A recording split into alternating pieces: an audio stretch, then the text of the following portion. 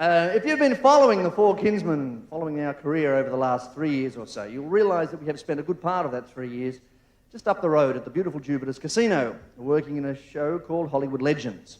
Now, Legends was a...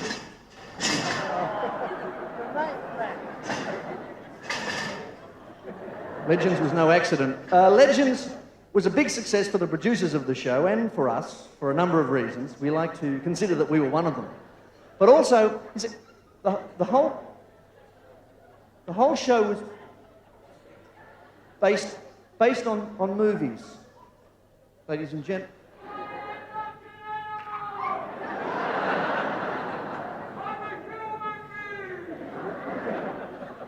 Can we take a vote? The whole thing was based on movies. You know, movies from... Oh.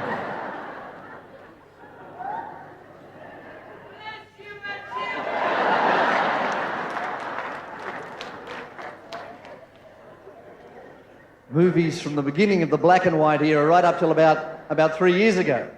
Now, there's a couple of things we know about movies. The first is that we all have a favourite one. Whether you're from Australia or America, England, Europe, Asia, it doesn't matter. Everybody has a favourite movie. And there's a very, very good chance that that movie comes to us from Hollywood. I mean, it is one of the great capitals of movie-making worldwide. In fact, probably is the greatest capital. The other thing we know is that when you go into a theatre and you're having a look up at a screen, what you're actually seeing on the screen is the final product. You don't have to worry about who made the movie or how much it cost, who produced it, who directed it, who did the catering, any of it. It's all taken care of for all of us, simply because we decided to go into that particular theatre and have a look at that particular movie. But the music business is different, especially our side of it, because it changes all the time. So naturally enough, we have to change with it if we're going to keep up and do the best show possible. Now, we've found the best way of doing this is by far the simplest way, and that is we just talk to people. We simply sit down, and we get a chance to do this a lot because of our travels. We sit down with people and ask them very, very simple questions. Things like, what sort of music do you like to listen to? What sort of music do you sing along with? You know, I mean, generally, what entertains you? And as I said, this is the best way of putting our show together. Now, when we get overseas, of course, you can find out what the world is listening to if you ask the right questions. So we thought we'd do that last time we were in America, and we started off in Las Vegas. We thought, now, Vegas has got to be the perfect place to start. It's one of the great homes of American show business. At the same time, it's one of the great destinations of other performers, gamblers, tourists. I mean, anybody who is interested in having a good time will at some time in their life get to Las Vegas. We had a look at some of the great production shows of the world. We had a look at some of the great variety artists working in Las Vegas at the time. From there, we moved across the country till we came to the American Midwest. Now, look, I don't know whether you know much about the Midwest of America, but it is the most beautiful part of the country, I think. So green and peaceful and quiet. And apart from anything else, it has, over the years, basically speaking, become the home of American country music. I mean, some of the greatest country songs written anywhere.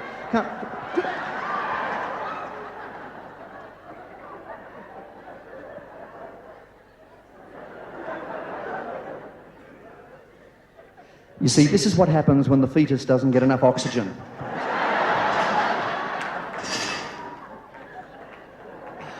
Now,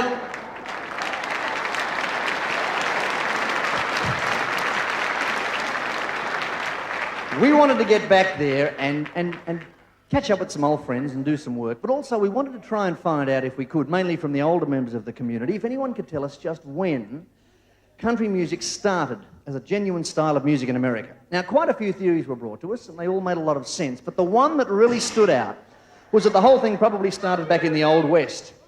Now, if you think about this, it's not too silly. If you can imagine all those cowboys sitting out there alone on the prairie, on their horse, rounding up the sheep and the horses and the cattle and whatever.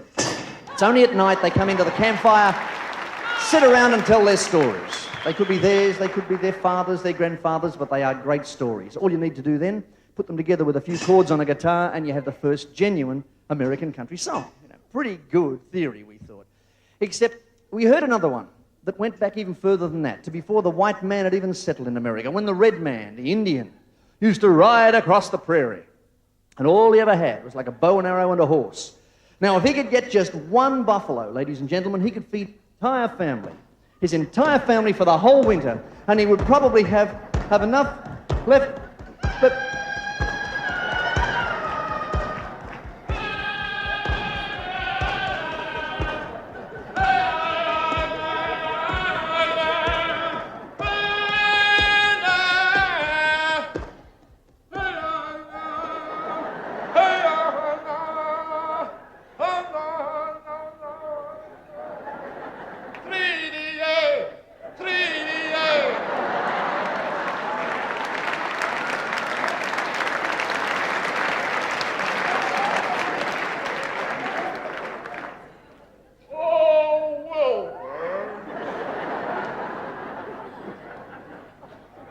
That's it. Come here.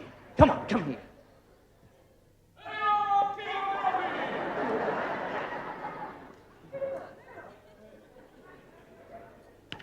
It's kemosabe, not chemotherapy.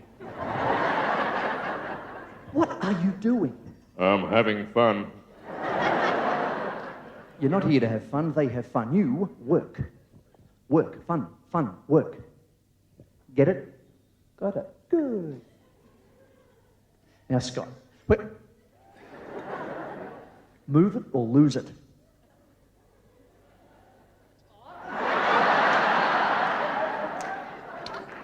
Thank you. We're going to do the ballad. Remember we rehearsed the ballad yesterday afternoon. Do you remember that? You're at 4 o'clock. At 4 o'clock, yes. Do you remember when you did your part of the ballad? Gee, you were really... Well, we rehearsed it at 4 o'clock. Anyway, look, I want you to sit down there on that stool and I want you to think about nothing except the ballad. Promise me? Yep. Good. Sit down.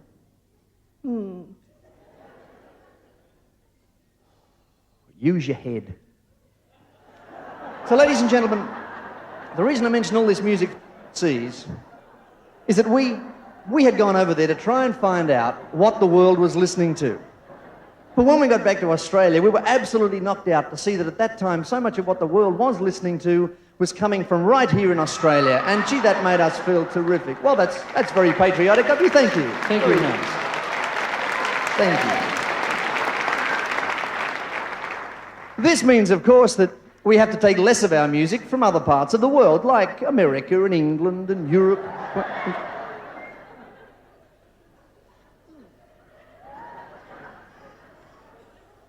We can now take more of our music from down under.